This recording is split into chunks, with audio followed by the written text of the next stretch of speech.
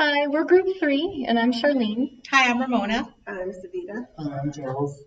We're going to talk about some themes in the movie Strong Island.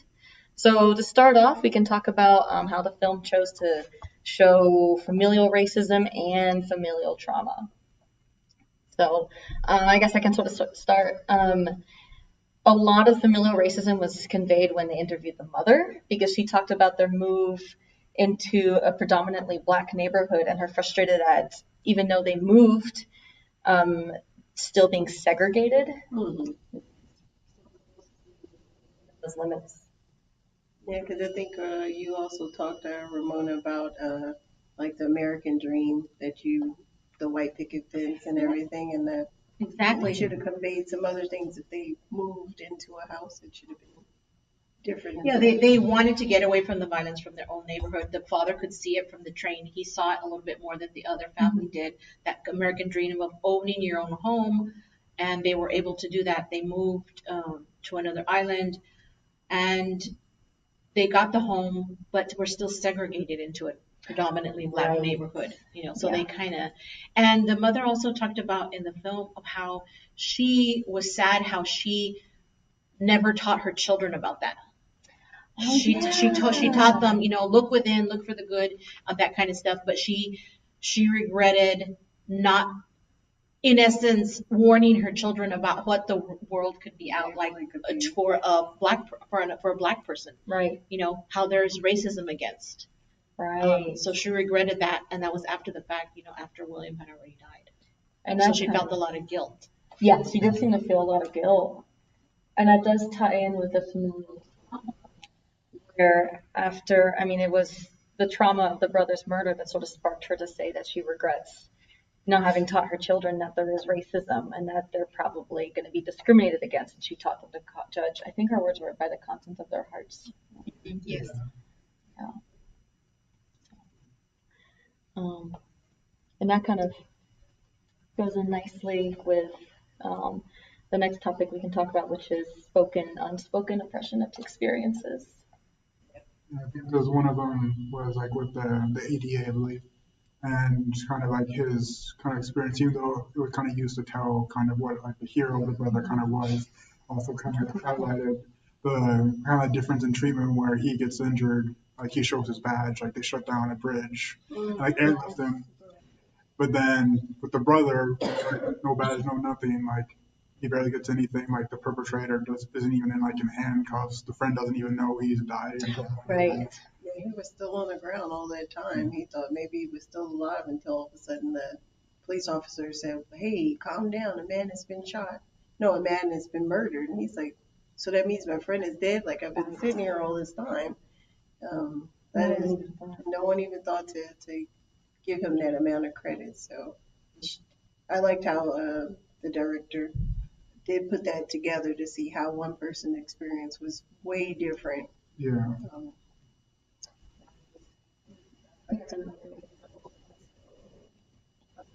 Because I mean, neither of them really directly said it was because of my race I was treated a certain way, but I think it shows that they were treated differently because of their race and because of social perceptions of an ADA versus a black man who they don't know his identity. And I think it's also the oppression of justice itself, because I don't think they were allowed that justice because it played a part of the racism, the oppression. You know what I mean? It would kind of like that kind of went unspoken. It was just kind of like it. That's the way it was.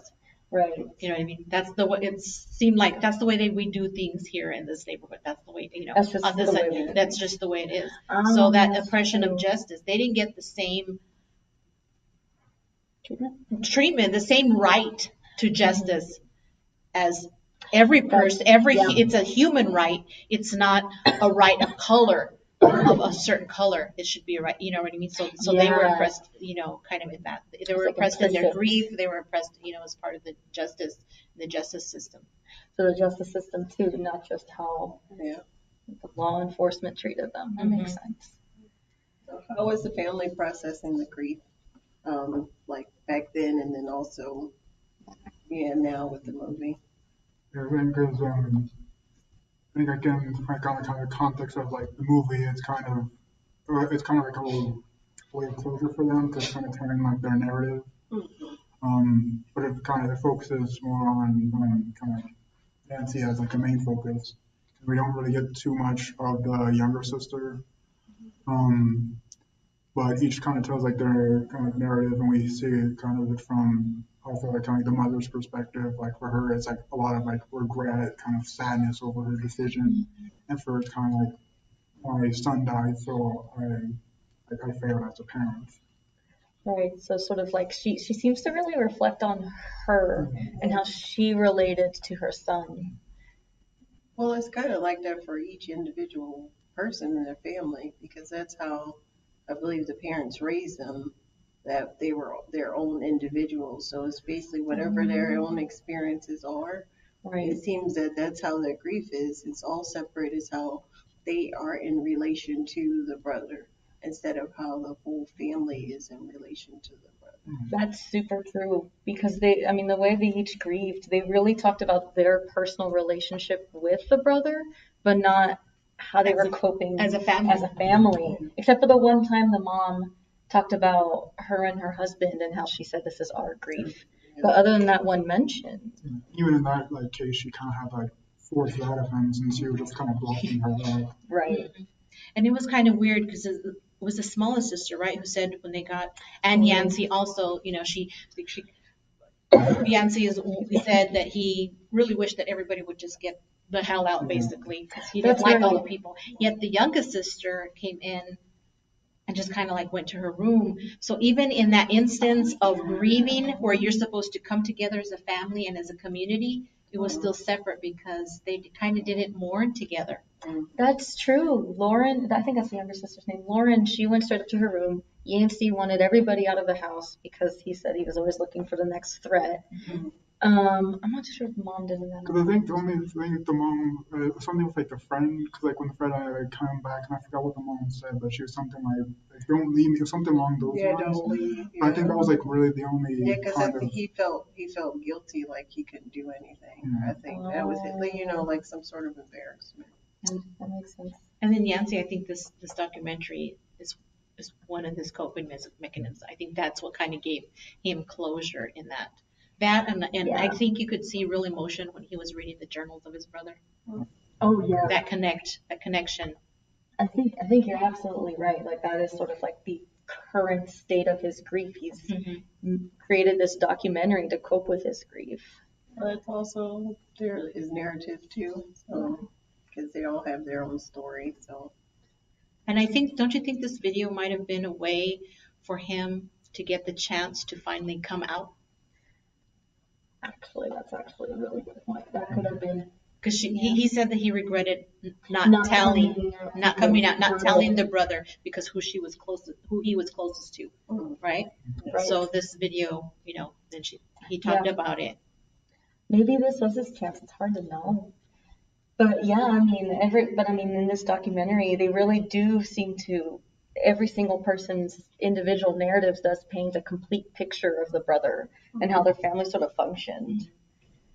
But, well, even still, like, because, you know, we watch a lot of movies when they have, like, the vantage point, and, like, they'll have, like, one story connect to something else and be like, okay, this is some person's point of view. But even still, they had their own narratives.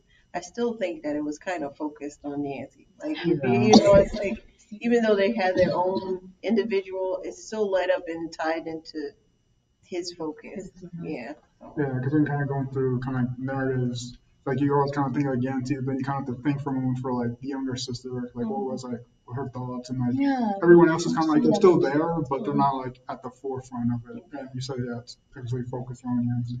And in a sense, I would argue that Yancey, even though it was kind of focused on Yancey's story and narrative of the situation, I think Yancey might have given the most insight into the brother, just because. In addition to having he was the one who had that last conversation with the brother about the vacuum and the car door. But also he had the brother's journals, which is like a pretty straightforward insight into the brother's thoughts and how he related back to the family. Well, like Savita said, I think Yancy, he was the common denominator, right? Yeah. The connection between everybody Yeah. and who had all the pieces. Because remember, he was the only one who knew about incidences. He, Yeah. and that the That's mother true. didn't know of. So even the mother didn't know. Like she asked him, is there something that you know that you're not telling me? And he said no, but there was. There was. So he was the common denominator between That's everybody. true. He kind of maybe had the most information. The most information, I felt, yeah. And you mentioned that kind of the journals gave kind of extra insight, and that was also kind of one of the forms of communication that Right. the film had used to kind of communicate, give more information on the brother. Exactly. Right. Since he died, we didn't quite get to see him, so I could get more insight. Well, I think the family did have a problem with communication.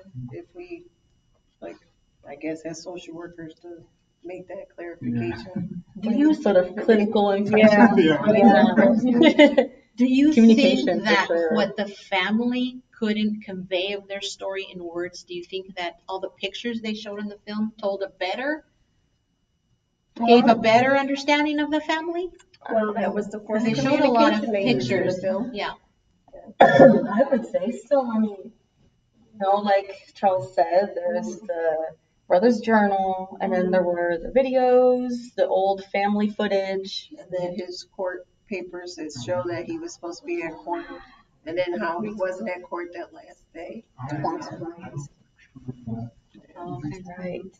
So I mean, it was like all this documentation, and then the videos, And the telling photos us- showed the mother and father as a couple. They Mhm. showed them pre-birth of all of their children, and Yeah. then when they were little, and as they were growing up. So it showed all stages. And then, It of course, the end of the video showed, the the father being ill and the mother being That's ill. right. So it actually captured from from the beginning to the end of life stages of some of the family Yeah, members. one of those, yeah, 'cause there was like a lot of like separation, like when the father was like working as like a conductor, they were separated from the mom. Yeah. And as you said, kind of the photos kind of kind of communicate that like a time when they were more kind of together, where the film starts, they're like it's not as good a situation as before. Yeah. Well, and they also showed that they were kind of a middle class family because, they had, that means that they had camera, they had video. Now, the Yeah. Americans at the